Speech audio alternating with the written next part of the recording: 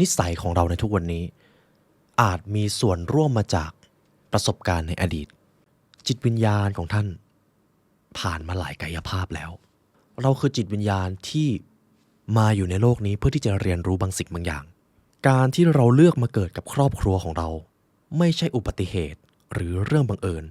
จิตวิญญาณท่านเป็นคนเลือกครับแล้วปรัชญาชีวิตจริงๆเหล่านั้นคืออะไรเราเกิดมาทำไม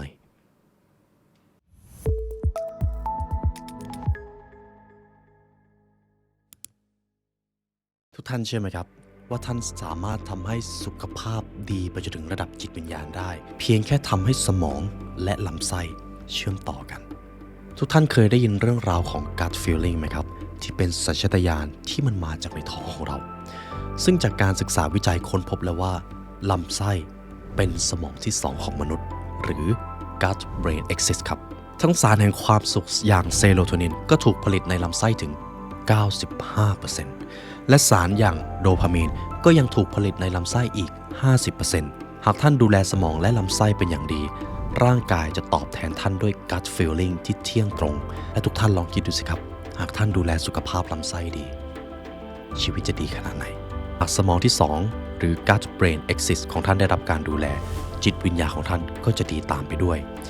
Amio Manifest อาหารเสริมบำรุงสมองและลำไส้ด้วยสูตรของ Spiritual Science หรือวิทยาศาสตร์แห่งจิตวิญญาณ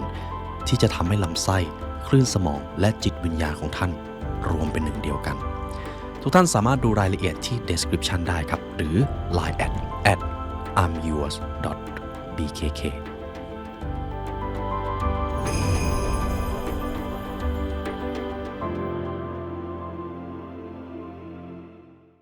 คุณผู้ฟังเชื่อไหมครับว่าบางครั้งเหตุการณ์ที่เราเจอในปัจจุบันนี้ไม่ว่าจะเป็นปัญหาหรือตัวตนของเราหรือแม้แต่นิสัยของเราในทุกวันนี้อาจมีส่วนร่วมมาจากประสบการณ์ในอดีตคุณผู้ฟังเชื่อในสิ่งนี้ไหมครับในเอพิโซดนี้ครับผมจะพาคุณผู้ฟังมาทำความเข้าใจกับอดีตนั้นแต่ประเด็นสำคัญคืออดีตที่ว่าผมไม่ได้หมายถึงภพชาตินี้ครับผมหมายถึงภพชาติก่อนๆหน้าที่คุณผู้ฟังจะได้มาดำรงอยู่ในชีวิตปัจจุบันนี้มันฟังดูเหลือเชื่อมันฟังดูเกินจริงใช่ไหมครับก่อนอื่นเลยผมจะต้องขออนุญาตแนะนำหนังสือเล่มนี้ก่อน Message from the Master ความหมายของการมีชีวิตผมจะเล่าคอนเซปต์คร่าวๆนะครับคุณผู้ฟังน่าจะเห็นชื่อคลิปแล้วว่าเราตั้งชื่อว่าความลับของพระเจ้าจักรวาลและความหมายของการมีชีวิตก่อนอื่นเลยหนังสือเล่มนี้เรื่องราวต่อจากนี้จะดูมีความเป็นวิทยาศาสตร์ในยุคปัจจุบันน้อยมากครับเพราะมีหลายส่วนที่ผมเองก็ไม่สามารถเอาวิทยาศาสตร์สมัยปัจจุบันมาจับหากคุณผู้ฟังได้เรียนรู้เรื่องจิตวิญญาณเรื่องของควอนตัมเรื่องการสร้างอภิจิตรผมจะพยายามแนบอิงวิทยาศาสตร์ให้ท่านได้สามารถทำความเข้าใจด้วยแต่เอพิโซดนี้ครับผมกำลังจะพูดถึงอดีตชาติครับและผมไม่รู้จริงๆครับว่าผมจะเอาวิทยาศาสตร์อะไรมาจับแต่ประเด็นสำคัญคุณไบรอันเวสครับเป็นจิตแพทย์ท่านหนึ่งดรไบรอันเวสครับจะใช้รูปแบบการรักษาหนึ่งด้วยความที่เขาเป็นจิตแพทย์เขาก็เจอว่าทำไมคนไข้บางคนถึงมีปัญหาบางอย่างที่แก้เท่าไหร่ก็ไม่หายไปหาหมอไปใช้วิธีการแพทย์สมัยใหม่มากเท่าไหร่ก็ไม่หายจนกระทั่งครับจิตแพทย์ท่านนี้ได้ค้นพบวิธีหนึ่งสิ่งนั้นคือการระลึกอดีตชาติครับถูกต้องครับตอนที่ผมเจอบทเรียนนี้ครั้งแรกผมก็งงเหมือนกันว่ามันเป็นไปได้หรอแต่ทุกท่านเชื่อไหมครับตอนนี้ผมอ่านหนังสือของดรไบรอันเวสจบมา3เล่มและผมมั่นใจเป็นอย่างยิ่งว่าผมจะทำให้คุณผู้ฟังสามารถเห็นความจริงบางอย่างในการมีชีวิตได้เพียงแค่ว่าเราเปิดใจครับคุณผู้ฟังพร้อมไหมครับก่อนอื่นเลยครับบทเรียนนี้จะมีความหนักแน่นพอสมควรผมขออนุญาตให้คุณผู้ฟังหายใจเข้าลึกๆครับและไม่ต้องห่วงเลยครับสิ่งที่เราเรียนรู้ต่อจากนี้จุดประสงค์ก็เพื่อทำให้ทุกท่านเข้าใจความหมายของการมีชีวิตทั้งอดีตปัจจุบันรวมไปถึงอนาคตที่จะเกิดขึ้นทั้งหมดเพื่อตัวท่านเองครับเรามาเริ่มกันแบบนี้ครับ มันมีอีกหลายสวงสวรรค์และหลายพื้นพิภพที่เกินกว่าปรัชญาของเราจะเฝ้าฝันถึงดังนั้นยังมีความจริงอีกเยอะมากในจักรวาลนี้ที่มันสูงเกินกว่าที่สามัญสำนึกของมนุษย์จะเข้าใจในขณะเดียวกันตอนนี้เรายังอยู่บนโลกใช่ไหมครับเรายังต้องดำรงชีวิตอยู่บนโลกบางคนก็อาจจะมองว่าโลกนี้โหดร้ายบางคนก็อาจจะมองว่าโลกนี้สวยงามบางคนใช้ชีวิตราวกับว่าโลกนี้คือลานประหารหรือลานสนามรบในขณะที่บางคนใช้ชีวิตราวกับว่าโลกนี้คือลานชุมนุมที่ทุกคนจะได้แบ่งปันซึ่งกันและกันต้นกำเนิดแห่งความแตกต่างเหล่านั้นคืออะไรความจริงแล้วครับโลกนี้ไม่ได้โหดร้ายโลกนี้เต็มไปด้วยคนดีอยู่มากมายที่เต็มไปด้วยความรักอยู่ที่ว่าคนคนนั้นเลือกที่จะคัดกรองมุมมองแบบไหนเข้ามาในชีวิตอันนี้เป็นคำกล่าวส่วนแรกส่วนที่สำคัญที่สุดที่เราจะมาทำความเข้าใจสิ่งนั้นเรียกกันว่า spiritual ครับจิตวิญญาณก่อนที่เราจะมาทำความเข้าใจเรื่องของอดีตชาติครับผมขออนุญาตเอาวิทยาศาสตร์ซึ่งคิดว่าน่าจะเป็นวิทยาศาสตร์มากที่สุดที่ผมจะอธิบายให้คุณผู้ฟังว่าจิตวิญญาณของเรายิ่งใหญ่ขนาดไหนในส่วนแรกครับ consciousness to super conscious ผมอยากให้คุณผู้ฟังดูรูปนี้ครับเป็นรูปภูเขาน้ำแข็งที่เปรียบเทียบทฤษฎีของซิกมันฟรอยด์ว่ากันว่าจิตใจของมนุษย์แบ่งออกมาเป็น2 ส่วนก็คือจิตสำนึกและจิตใต้สำนึกจิตสำนึกก็คือจิตที่ใช้ไปกับการควบคุมคิดเป็นเหตุเป็นผลหรือใช้ด้วยการรู้ตัวนั่นเองมันจะเปรียบเสมือนภูเขาน้ำแข็งที่เลยผืนทะเลขึ้นมาคุณผู้ฟังเห็นภาพไหมครับแต่ข้างล่างครับข้างล่างภูเขาน้ำแข็งคือ subconscious หรือจิตใต้สำนึกซึ่งเป็นก้อนภูเขาน้ำแข็งที่ใหญ่มากมีโอกาสที่จะควบคุมชีวิตของเราถึง 90% ความคิดอัตโนมัตินิสัยกิจวัตรตัวตนค่านิยมหรืออะไรก็ตามที่เราทำมันโดยแทบไม่จำเป็นต้องรู้ตัวเลยหัวใจของเราเต้นเราหายใจเราคิดเราฟุ้งซ่านเรามีนิสัยเดิมๆโดยที่เราก็ไม่รู้ตัวทั้งหมดก็ถูกขับเคลื่อนมาจากจิตใต้สำนึกถูกต้องไหมครับและทีนี้ผมเชื่อว่าคุณผู้ฟังก็เห็นตรงกันว่าชีวิตของเราส่วนใหญ่ถูกขับเคลื่อนมาจากจิตใต้สำนึกที่เป็นภูเขาน้ำแข็งอยู่ใต้ท้องทะเลสิ่งนี้คือทฤษฎีของซิกมันฟรอยด์ครับซึ่งมันก็น่าจะเข้าใจกันง่ายแต่ถ้าเราจะเข้าใจถึงเรื่องของจิตวิญญาณที่มันลึกกว่านั้นเราจะต้องใช้ทฤษฎีของคาร์ล ยุงครับ conscious subconscious จิตสำนึกจิตใต้สำนึกแต่ทุกท่านหากดูภาพดีๆภาพนั้นมันไม่ได้มีแค่ภูเขาน้ำแข็งถูกต้องไหมครับมันยังมีอะไรครับทุกท่านลองสังเกตดูครับมีทะเลมีท้องฟ้าที่ปกคลุมทั้งภูเขาน้ำแข็งและทะเล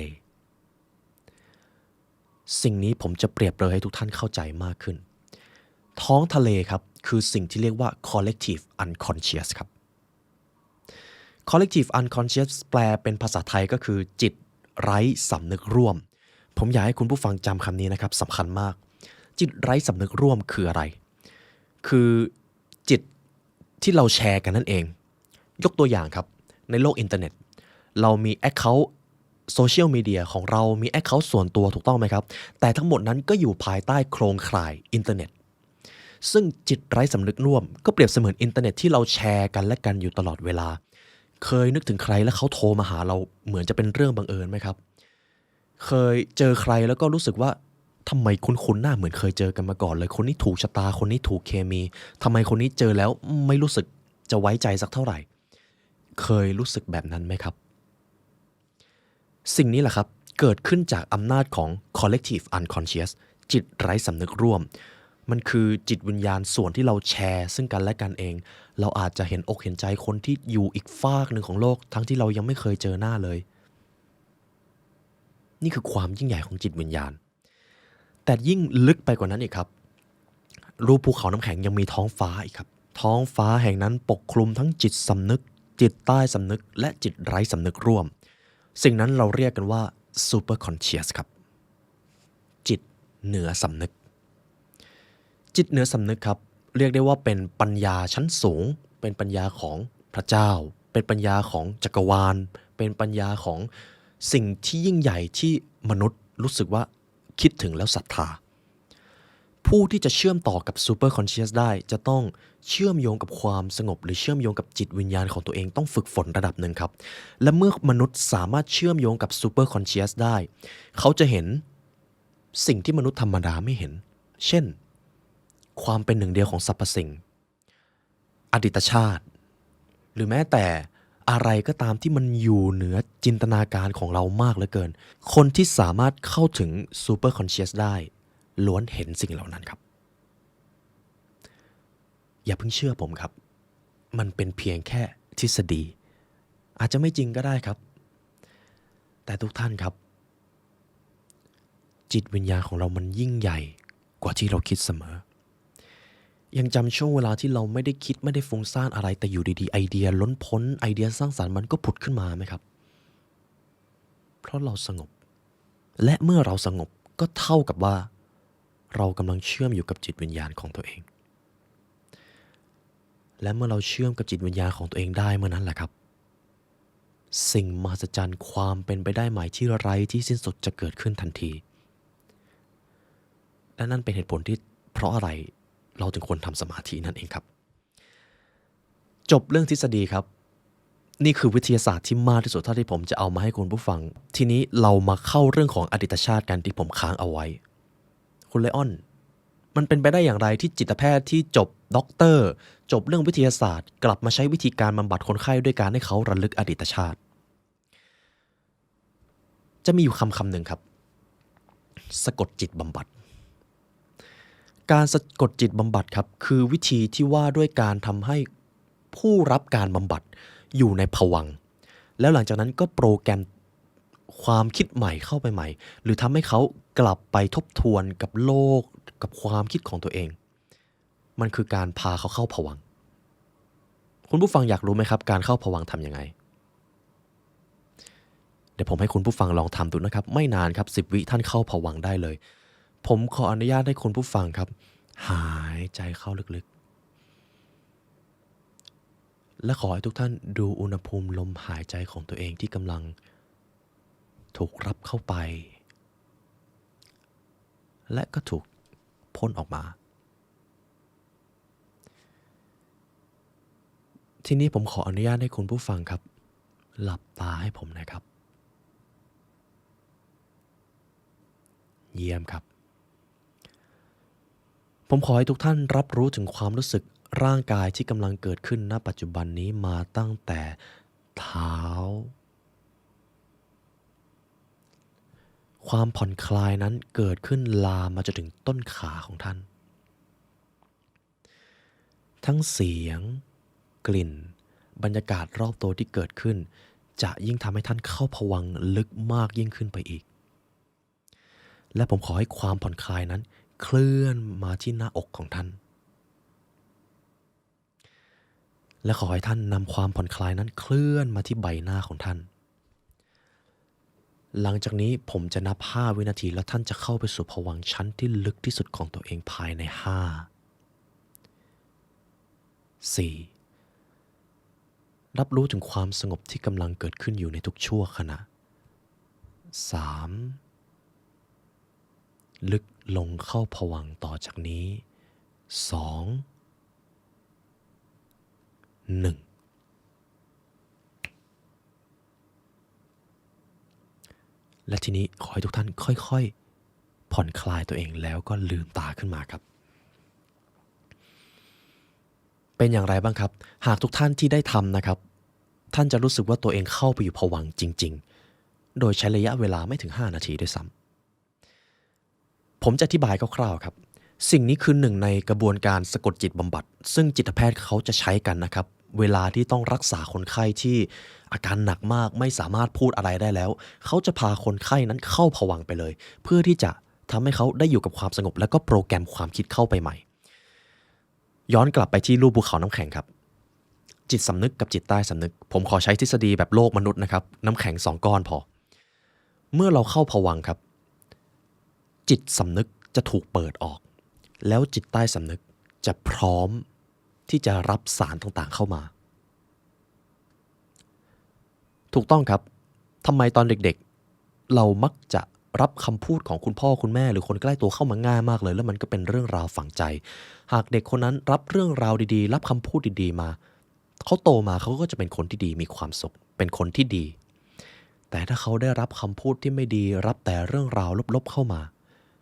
จิตใต้สำนึกของเขาก็จะเต็มไปด้วยเรื่องราวด้านมืดเพราะอะไรครับเพราะในวัยเด็กจิตสำนึกกับจิตใต้สำนึกยังเป็นจิตวิญญาณที่อยู่โซนเดียวกันอยู่ยังสามารถรับอะไรเข้ามาได้แต่เมื่อเราโตขึ้นจิตสำนึกกับจิตใต้สำนึกแยกกันอย่างชัดเจนจิตใต้สำนึกจะถูกกันจากจิตสำนึกและมันเป็นเหตุผลครับทำไมไม้อ่อนดัดง่ายไม้แก่ดัดยากทีนี้คุณผู้ฟังเห็นแล้วนะครับว่าการสะกดจิตบำบัดคือหนึ่งในกระบวนการรักษาจิตวิญญาณและจิตใจของคนและในหนึ่งในกระบวนการบำบัดที่ลึกและเขาเรียกว่าขั้นแอดวานซ์ก็คือการระลึกอดีตชาติเนี่ยแหละครับมันจะมีรูปแบบการพาระลึกอดีตชาติอยู่ซึ่งตรงนี้ผมอาจจะไม่สามารถเอากระบวนการมาใช้ได้ผ่านออริจินอลคอนเทนต์นะครับแต่เราได้ทำไว้ในคอร์สเรียบร้อยแล้วสามารถดูย้อนหลังได้และทีนี้เมื่อคุณผู้ฟังเข้าใจรูปแบบของจิตวิญญาณทั้ง4ขั้นเข้าใจถึงการสะกดจิตบำบัดคุณผู้ฟังก็เริ่มที่จะมองเห็นถึงความเป็นไปได้ในการพามนุษย์ระลึกอดีตชาติระดับหนึ่งแล้วเรามาเริ่มเฟสที่1กันครับ The Origin จุดกำเนิดของการพาระลึกอดีตชาติของคุณหมอท่านนี้ดรไบรอันเวสครับคุณผู้ฟังเชื่อไหมครับว่าท่านเป็นคนหนึ่งที่ไม่เชื่ออะไรแบบนี้เลยแน่นอนครับจบหมอจบวิทยาศาสตร์ด้านจิตใจมนุษย์มาการระลึกอดีตชาติแทบจะเป็นสิ่งที่เขาไม่มีทางจะไปมองเลยเพราะมันพิสูจน์ไม่ได้มันเป็นนามธรรมแต่ตอนนี้ครับคุณผู้ฟังสามารถดูคลิปดรไบรอันเวสกำลังสะกดจิตให้คนระลึกอดีตชาติซึ่งเป็นการสะกดจิตหมู่สามารถดูได้ใน YouTube เลยครับแต่หมอท่านนี้ไม่เชื่อในเรื่องของจิตวิญญาณมาก่อนทุกอย่างต้องได้รับการพิสูจน์แบบชัดเจนจนกระทั่งท่านได้มาพูดถึงเรื่องนี้ด้วยตัวเองและเขียนหนังสือเล่มนี้ด้วยตัวเองคำถามก็คือคุณหมอท่านนี้ไปเห็นอะไรมาน่าสนใจมากครับเรามาเริ่มกันแบบนี้กันครับจะมีอยู่ช่วงเหตุการณ์นึงครับที่คุณหมอไบรอันเวสได้เจอคนไข้ท่านหนึ่งชื่อว่าแคทเธอรีนซึ่งนั่นคือจุดเริ่มต้นในการรักษาด้วยวิธีการระลึกอดีตชาติคุณหมอท่านนี้ครับได้ทำให้ผู้รับการบำบัดเข้าไปอยู่ภวังค์แล้วคุณหมอไบรอันเวสปกติเขาจะให้ผู้รับการบำบัดระลึกไปถึงเหตุการณ์ในอดีตของตัวเองแต่สำหรับคนไข้ท่านนี้แปลกมากครับเพราะเขาระลึกอดีตของตัวเองไกลไปจนถึงอดีตชาติเลยแล้วสิ่งที่เขาพูดออกมามันแม่นมากแม่นถึงขนาดที่ว่าไม่มีทางที่คนธรรมดาจะเดาถูกได้แต่คนไข้ท่านนี้สามารถเดาได้เลยว่ามีใครบางคนมาบอกว่าลูกของคุณหมอกำลังเป็นแบบนั้นเป็นแบบนี้ภรรยาของคุณหมอกำลังเป็นแบบนั้นเป็นแบบนี้ซึ่งดรไบรอันเวสก็ตกใจครับเพราะตัวเองไม่เคยบอกอะไรกับคนไข้เลยแต่คนไข้สามารถรู้ได้ตอนแรกก็ดูเหมือนจะเป็นเรื่องบังเอิญครับแต่ในหนังสือ Many Life Many Master ได้บอกไว้อย่างชัดเจนครับว่านี่ไม่ใช่เรื่องบังเอิญเลยจนกระทั่งหนึ่งในเหตุการณ์ที่สำคัญก็คือช่วงเวลาที่ดรไบรอันเวสจะต้องมาทำการสะกดจิตบำบัดระลึกอดีตชาติให้กับนักข่าวสาวท่านหนึ่งซึ่งสิ่งนี้ถูกถ่ายทอดสดออกรายการครับผมจะเล่าคอนเซปต์ภาพให้คุณผู้ฟังเห็นภาพคร่าวๆนะครับในตอนนั้นครับดรไบรอันเวสก็ถูกเชิญไปในรายการแล้วก็มีนักข่าวท่านหนึ่งเป็นอาสาสมัครขอรับการทดลองระลึกอดีตชาติของตัวเองนักข่าวท่านนั้นก็นอนตามท่าปกติเลยครับการเข้าภวังค์จะต้องผ่อนคลายอย่างถึงที่สุดและดรไบรอันเวสก็เริ่มกระบวนการครับคล้ายๆแบบที่ผมทำเมื่อกี้เลยเพียงแค่จะมีการเพิ่มส่วนของระลึกอดีตชาติเข้าไปจนกระทั่งระหว่างกระบวนการครับนักข่าวสาวท่านนั้นได้ย้อนกลับไปในอดีตชาติของตัวเองจำได้ว่าเขาเป็นคนคนหนึ่งเหมือนจะเป็นผู้ชายและเห็นใครบางคนในจินตภาพนั้นเห็นภาพในตาในคนในภพชาตินั้นก็เป็นคนที่เขารู้จักในภพชาตินี้เป็นคนที่มีความสัมพันธ์คุ้นเคยและนักข่าวสาวคนนั้นก็ได้ค้นพบอีกว่าปัญหาที่เขาเจอในภพชาติปัจจุบันนี้มีส่วนเกี่ยวข้องกับเหตุการณ์ในภพชาติที่แล้ว และเมื่อย้อนไปอีกครับในจุดสิ้นสุดของการย้อนระลึกอดีตชาติเขาจะพาผู้รับการบำบัดไปในประสบการณ์ช่วงเวลาที่ถึงจุดสุดท้ายของชีวิตในภพชาติอดีตเพื่อที่ว่าจะถอดปรัชญาและถอดบทเรียนที่สำคัญมาใช้ในภพชาติปัจจุบันจนกระทั่งสุดท้ายครับกระบวนการนี้ก็สิ้นสุดลงและทุกคนก็ตกใจครับที่นักข่าวสาวคนนั้นสิ่งที่เขาพูดออกมาตรงกับความเป็นจริงในชีวิตปัจจุบันหมดเลยนี่คือหนึ่งในประสบการณ์ที่ถูกเขียนขึ้นส่วนแรกของหนังสือเล่มนี้แหละครับสิ่งนี้แหละครับคือ past life regression บางคนเจอปัญหาที่หนักใจมาทั้งชีวิตแต่พอได้ระลึกอดีตชาติตัวเองก็ได้เริ่มเข้าใจทำไมจะต้องเจ็บปวดเรื่องนี้ทำไมจะต้องเจ็บปวดกับความสัมพันธ์นี้มานานนมแล้วก็ออกไม่ได้เสียทีบางทีมันอาจจะเป็นประสบการณ์บางอย่างจากอดีตของเราก็ได้ครับผมหมายถึงอดีตชาติครับดังนั้นคุณผู้ฟังจะได้เข้าใจครับว่าจิตวิญญาณทรงพลังขนาดไหนผมขออนุญาตอ่านตรงนี้ให้ฟังครับด้วยความที่เป็นเรื่องของจิตวิญญาณหากมนุษย์ยกระดับจิตวิญญาณของตัวเองโลกนี้จะถูกยกระดับตามไปด้วยในขณะที่เทคโนโลยียังมีข้อจำกัดในสิ่งนี้มนุษย์อาจจะยังเชื่อว่าเทคโนโลยีเมื่อถูกพัฒนาไปอย่างเต็มที่มันจะกลายเป็นตัวแก้ปัญหาความเจ็บป่วยแห่งมนุษยชาติได้โดยสิ้นเชิงเพราะเราเชื่อผิดๆอีกว่าวิทยาศาสตร์จะเป็นผู้แผ้วถางทางออกจากป่าให้เราหลุดพ้นจากความเจ็บความจนความทุกข์และความปวดร้าวทั้งปวงได้แต่ในตอนนี้พวกเราทุกคนรู้อยู่แก่ใจว่าลำพังแค่เทคโนโลยีหรือวิทยาศาสตร์มันไม่สามารถสลายปัญหาทุกอย่างให้กับมนุษย์ได้เราใช้เทคโนโลยีในทางที่ดีหรือทางที่เลวก็ได้ในทางที่สันติหรือในทางที่สงครามก็ได้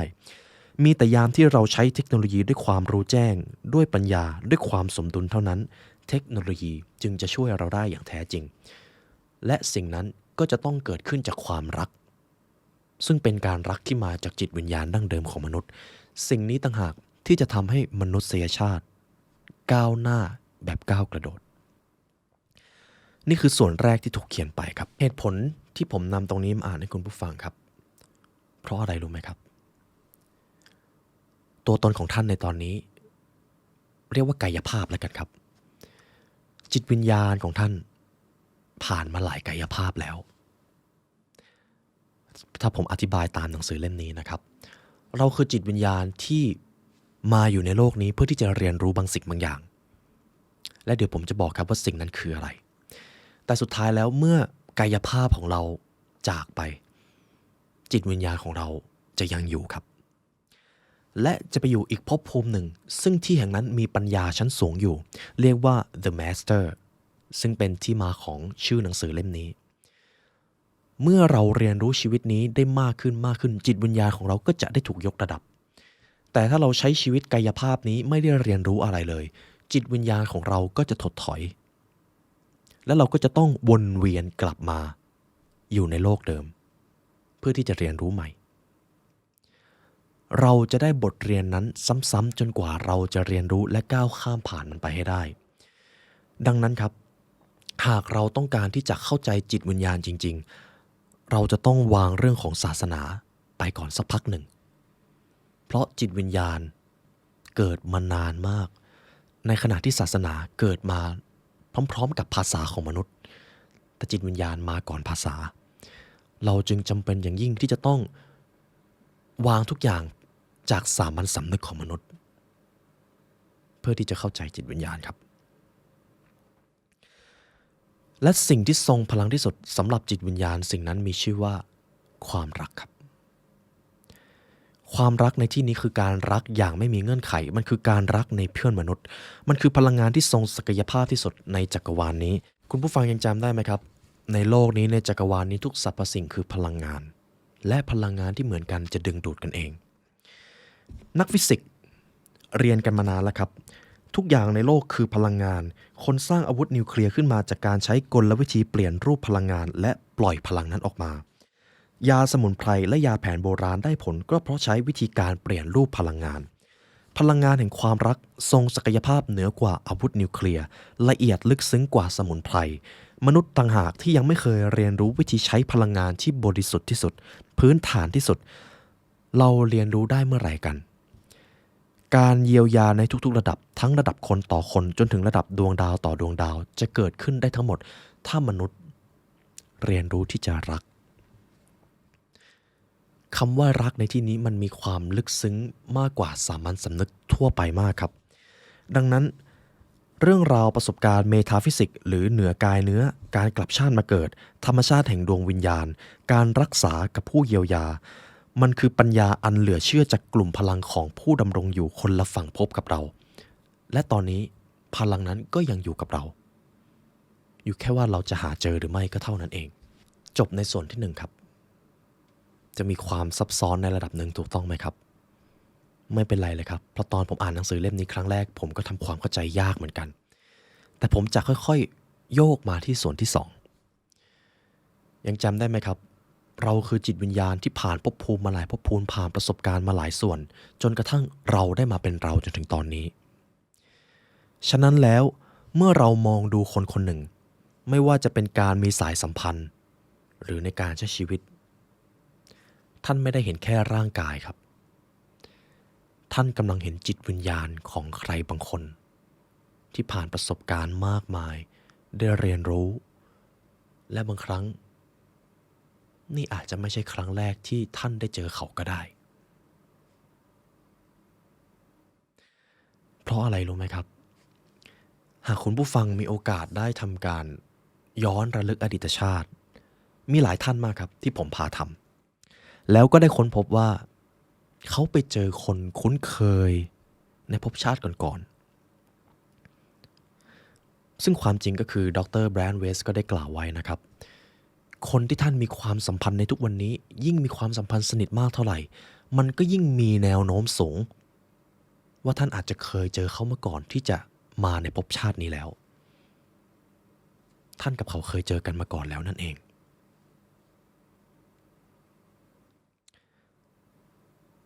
และผมเชื่อไปอย่างยิ่งครับถ้าคุณผู้ฟังได้เข้ารับการ past life regression ท่านจะเข้าใจสิ่งนี้ด้วยตัวเองแต่ถึงอย่างไรก็ตามเมื่อท่านพบเจอใครสักคนขอให้มองให้เห็นดวงวิญญาณของพวกเขาที่ผ่านภพชาติมาอย่างยาวนาน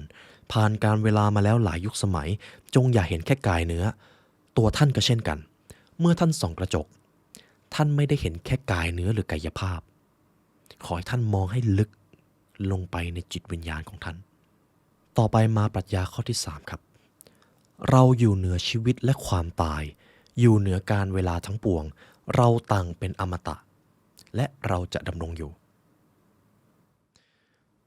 เพราะพูดง่ายๆครับเราไม่ได้มีแค่ร่างกายเดียวเราไม่ได้มีแค่ภพภูมิเดียวและจิตวิญญาณของเราก็พร้อมที่จะไปในทุกที่เพียงแค่ว่าช่วงเวลาที่เหมาะสมนั้นเป็นอย่างไรผมเชื่อว่าช่วงเวลานี้เราต่างกำลังเป็นมนุษย์อยู่ถูกต้องไหมครับนั่นก็หมายความว่าจิตวิญญาณของตัวเราเลือกที่จะมาเป็นมนุษย์เพื่อที่จะเรียนรู้สถาบันแห่งนี้หรือโรงเรียนแห่งนี้นี่คือช่วงเวลาที่พวกเราต้องเป็นมนุษย์ครับและไม่ต้องห่วงครับผมจะพูดอิงจากหนังสือเล่มนี้นะครับเมื่อท่านจากโลกนี้ไปจิตวิญญาณของท่านก็จะไปอีกภพภูมิหนึ่งท่านอาจจะเจอคนรู้จักท่านอาจจะเจอปัญญาชั้นสูงและถึงอย่างไรท่านก็เป็นอมตะอยู่แล้วครับจิตวิญญาณของท่านไม่เคยเกิดและก็ไม่เคยตายนั่นเองปรัชญาที่4ครับการกลับมาเกิดการที่เราเลือกมาเกิดกับครอบครัวของเรา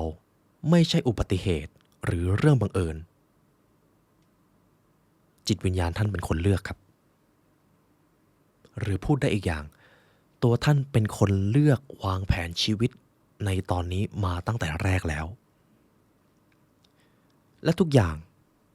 ก็ถูกเขียนขึ้นโดยตัวท่านเองทีนี้เรื่องของ Destiny หรือเรื่องของโชคชะตามันก็ดูเป็นความจริงมากขึ้นถูกต้องไหมครับผมจะอธิบายให้ลึกซึ้งมากยิ่งขึ้นครับดรแบรนด์เวสท่านก็ได้กล่าวว่าสำหรับมนุษย์มีอยู่2สิ่งที่กำหนดความเป็นไปสิ่งแรกก็คือ Destiny โชคชะตากับอันที่2คือ Free Will เจตจำนงอิสระก่อนที่ท่านมาเกิด ท่านได้เลือกแล้วว่าท่านวางแผนชีวิตตัวเองอย่างไรจะเกิดในครอบครัวไหนจะมีสถานะอยู่ในประเทศอะไรท่านเลือกมาก่อนแล้วแต่เหตุผลของการเลือกอาจจะแตกต่างกันไปครับบางคนอาจจะเลือกมาเกิดในถิ่นยากจนเพราะต้องการเรียนรู้ว่าความยากจนเป็นอย่างไรบางคนอาจจะเลือกมาเกิดในประเทศนั้นประเทศนี้เพื่อที่จะเรียนรู้บางอย่างแต่ในระหว่างที่เกิดเราดำรงชีวิตด้วยการใช้ฟรีวิลครับ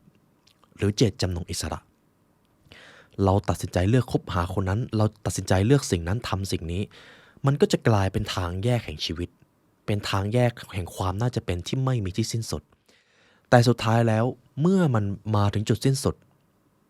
ผลลัพธ์จะมีเพียงแค่ผลลัพธ์เดียวครับเปรียบเสมือนทางแยกที่มันแตกออกไปเรื่อยๆแต่เมื่อการเวลาผ่านไปทางแยกเหล่านั้นก็มาบรรจบกันที่เดิมและเส้นทางที่บรรจบนั้นก็คือการได้เป็นปัญญาชั้นสูงนั่นเองลึกซึ้งไหมครับมันเป็นอะไรที่ดีมากเลยและผมก็ขอย้ำอีกครั้งครับผมไม่รู้จะเอาวิทยาศาสตร์อะไรมาจับครับแต่สิ่งนี้คือคำกล่าวจากดร. ไบรอัน เวสต์ที่มีประสบการณ์ในการบำบัดผู้ป่วยนับไม่ถ้วนและไม่ได้มีแค่ดร. ไบรอัน เวสต์ครับที่เข้าใจสิ่งนี้เพียงแค่ว่าจิตแพทย์ไม่ได้มาบอกสิ่งนี้เพราะมันอาจจะมีผลกระทบกับอาชีพของพวกเขาและทีนี้คุณผู้ฟังก็อาจจะเริ่มสงสัยมากยิ่งขึ้นว่ามันจริงหรือเปล่าจริงหรือเปล่าผมจะขอนำประสบการณ์บางส่วนมาเล่าให้คุณผู้ฟังครับมีเหตุการณ์หนึ่งครับที่เด็กน้อยสามารถพูดภาษาท้องถิ่นที่ไม่ใช่ประเทศที่ตัวเองอยู่ได้จากการค้นพบว่าเด็กน้อยที่เป็นแฝดคู่นี้คุยกันด้วยภาษาถิ่นนั้นมันแทบจะเป็นไปไม่ได้เลยครับที่มนุษย์ธรรมดาเกิดมาเป็นแฝดแล้วอยู่ดีๆใช้ภาษาถิ่นคุยกันโดยที่ไม่เคยเรียนภาษานั้นมาก่อนมันก็อาจจะตีความได้ว่ามันอาจจะเป็นภาษาที่เขาเคยใช้ก่อนที่เขาจะมาเกิดในภพชาตินี้เหตุการณ์ที่2เด็กอียิปต์ครับมีเหตุการณ์หนึ่งก็คือเด็กคนหนึ่งเป็นเด็กวัยเล็กมากครับอายุ1 ขวบ 2 ขวบและเผอิญในตอนนั้นสุนัขของเขาตายสิ่งที่เด็กคนนั้นทำก็คือเอาน้ำผึ้งหรือเอาเนยถั่วมาทาหมาแล้วก็เอาผ้าพันทุกคนก็สงสัยครับว่าเด็กคนนั้นกำลังทำอะไรจนกระทั่งได้ข้อสรุปว่าวิธีที่เด็กคนนั้นใช้มันคือวิธีการทำมัมมี่ของชาวอียิปต์ในขณะที่เด็กคนนั้นไม่ได้เกิดในประเทศอียิปต์และอายุเพียงแค่ 1-2 ขวบเองคุณผู้ฟังคิดว่ามันจะมีความเป็นไปได้อะไรบ้างครับที่เด็กคนนั้นถึงทำแบบนั้นนี่คือเรื่องจริงครับแล้วถ้าอดีตชาติมันมีจริงและเราสามารถเข้าถึงได้จริงๆทำอย่างไรล่ะคุณไลออนกระบวนการเข้าอดีตชาตินะครับใช้เวลาประมาณครึ่งชั่วโมงและผมอาจจะยังไม่สามารถนำมาทำใน Original Content ได้หากคุณผู้ฟังอยากจะสัมผัสจริงๆเมื่อเราเรียนเราจะรู้เมื่อเราจดเราจะจำเมื่อเราทำเราจะเข้าใจและผมแนะนำอย่างยิ่งครับนี่อาจจะเป็นอีกจุดเปลี่ยนชีวิตหนึ่งของท่านมันอาจจะทำให้ท่านเข้าใจความหมายของการมีชีวิตได้อย่างลึกซึ้งโดยที่ทั้งหมดเกิดขึ้นจากการที่ท่านไปเรียนรู้โลกภายในของตัวเองหรือถ้าคุณผู้ฟังอยากเพียงแค่เข้าอดีตชาติของตัวเองอยากจะไปสัมผัสผมได้ทำคลิปเสียงสะกดจิตบำบัดเอาไว้ในพรีเมียมคอนเทนต์นะครับทุกท่านสามารถลองไปสัมผัสได้และถึงอย่างไรก็ตามไม่ต้องกลัวครับการใช้ past life regression ไม่มีผลข้างเคียงเพราะนี่ก็เป็นหนึ่งในวิธีที่ทำให้ผู้เรียนครับได้กลับมาเชื่อมกับจิตวิญญาณผมจะถ่ายทอดไว้ในคลาส The Mastermind ครับทีนี้เรามาดูส่วนสำคัญของหนังสือเล่มนี้ผมจะจบเรื่องของอดีตชาติไว้นะครับขอให้คุณผู้ฟังเข้าใจว่าเราแค่เป็นจิตวิญญาณที่เปลี่ยนกายภาพและเรามาที่นี่เพื่อเรียนรู้แล้วปรัชญาชีวิตจริงๆเหล่านั้นคืออะไรเราเกิดมาทำไมสำหรับข้อนี้ครับคุณผู้ฟังเคยสงสัยไหมครับเราเกิดมาเพื่ออะไรหากให้ผมตอบให้สั้นที่สุดครับเพื่อทำให้โลกนี้ดีขึ้นครับเราเกิดมาเป็นมนุษย์เพื่อทำให้โลกนี้ดีขึ้น และการทำให้โลกนี้ดีขึ้นก็เป็นกระบวนการหนึ่งที่จะทำให้จิตวิญญาณของเราได้ยกระดับไปเป็นปัญญาชั้นสูงในอนาคตเท่านี้เลยครับ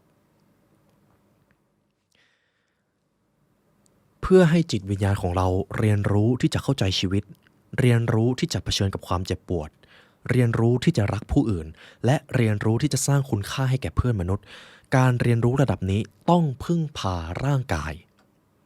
เพราะการเรียนรู้ระดับนี้ครับในเรื่องของความสัมพันธ์การเจ็บปวดระดับเพียงแค่กายทิพย์หรือระดับจิตวิญญาณเรียนรู้สิ่งนี้ไม่ได้ครับเพราะจิตวิญญาณจะมีแต่ความสุขความสงบการที่เราจะเข้าใจความเจ็บปวดและความขัดแย้งได้เราจะต้องพึ่งพาร่างกายนี้เท่านั้นคำถามก็คือ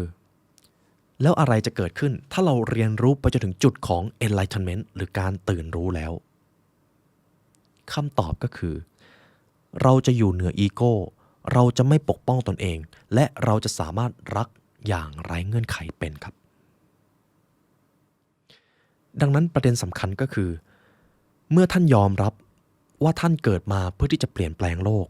เมื่อนั้นชีวิตของท่านจะเปลี่ยนแปลงโลกได้อย่างแท้จริงดังนั้นหากท่านยังไม่มีโอกาสทำเรื่องที่ยิ่งใหญ่ท่านก็เพียงทำเรื่องเล็กน้อยด้วยวิธีที่ใหญ่ยิ่ง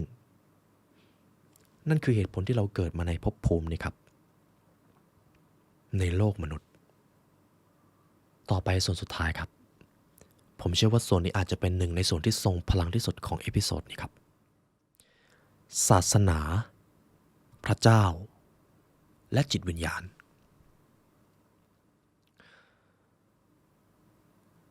ศาสนาคือเรื่องสมมติที่ทรงพลังที่สุดของมนุษย์คุณผู้ฟังว่าจริงไหมครับศาสนาเกิดมาพร้อมๆกับภาษาหรือเกิดหลังภาษามนุษย์นิดหน่อยจึงขอย้ำอีกครั้งครับหากท่านต้องการยกระดับจิตวิญญาณหรือเข้าใจจิตวิญญาณจริง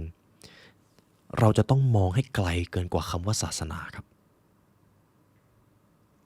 และไม่ว่าท่านจะเชื่อในสิ่งใดขอยืนยันครับผมเคารพความเชื่อนั้นเสมอเพียงแค่หากเราต้องการจะยกระดับตัวเองไปให้ไกลจริง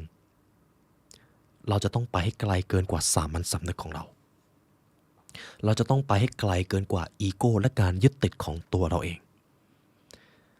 ไม่มีใครมาทำสิ่งนั้นให้เราได้เลยครับนอกจากตัวเราเองและในเรื่องของพระเจ้ามนุษย์สร้างพระผู้เป็นเจ้าให้มีรูปร่างคล้ายมนุษย์ทั้งที่บางทีพระผู้เป็นเจ้าก็คือปัญญาอันสูงส่งที่อยู่ในมิติของจิตวิญญาณดังนั้นเราจะยึดติดกับศาสนาไม่ได้หากเราอยากจะยกระดับจิตวิญญาณอย่างแท้จริงการนับถือกับการยึดติดแตกต่างกันอย่างสิ้นเชิงการนับถือคือการพร้อมรับความแตกต่างคือการเปิดใจในขณะที่การยึดติดจะมาพร้อมกับการต่อต้านความแตกต่างสงครามที่ยิ่งใหญ่ที่สุดก็เกิดขึ้นจากการยึดติดไม่ใช่การนับถือครับคำถามก็คือคุณผู้ฟังครับตอนนี้สิ่งที่เรากำลังศรัทธาเราศรัทธาด้วยความนับถือหรือเราศรัทธาด้วยการยึดติดเรายอมรับความแตกต่างของผู้อื่นหรือเราเห็นว่าผู้ที่แตกต่างจากเราเป็นปรปักษ์คำตอบนั้นคืออะไรครับ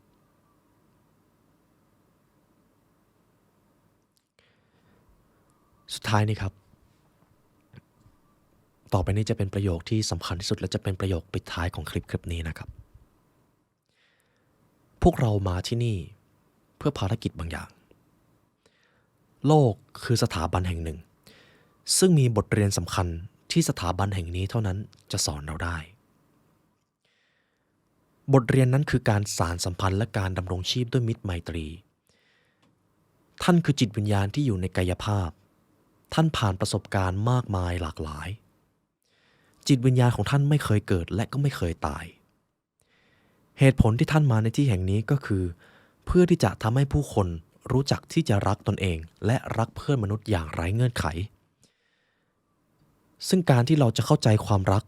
เราก็ต้องรู้ก่อนว่าความเกลียดชังมันน่ากลัวขนาดไหนก่อนที่เราจะเข้าใจความสุขสงบเราก็จะต้องรู้ซึ้งเสียก่อนว่าความทุกข์ระทมมันเจ็บปวดอย่างไรและไม่ว่าอย่างไรโลกใบนี้ก็จะมอบบทเรียนแห่งความเจ็บปวดซ้ำแล้วซ้ำเล่าจนกว่าเราจะเรียนรู้และผ่านมันไปเพื่อที่พวกเราจะได้กลายเป็นภูมิปัญญาชั้นสูงอันดำรงอยู่ชั่วนิรันดร์ จบครับนี่คือข้อความจาก The Master ครับจากปัญญาชั้นสูงและขอย้ำอีกครั้งครับสุดท้ายเมื่อท่านได้สัมผัสท่านจะเข้าใจถ้าคุณผู้ฟังต้องการย้อนอดีตชาติด้วยการฟังเสียงเขาเรียกว่าเสียงสะกดจิตแบบ past life regression นะครับพวกเราก็จะวางลิงก์ไว้ใน Premium Content เช่นกันสำหรับคุณผู้ฟังท่านใดที่ติดตาม Premium Content อยู่แล้วทุกท่านสามารถฟังเสียงสั่งจิตได้เลยครับเดี๋ยวผมจะทำไว้ให้ในวันนี้ได้เวลาอันสมควรแล้วทางผู้ร่วมงาน The Library Learn และตัวผมไลออนยุวสิงห์ขอกล่าวอำลาทุกท่านไปก่อนขอให้วันนี้เป็นวันที่ดีของทุกท่านครับสวัสดีครับ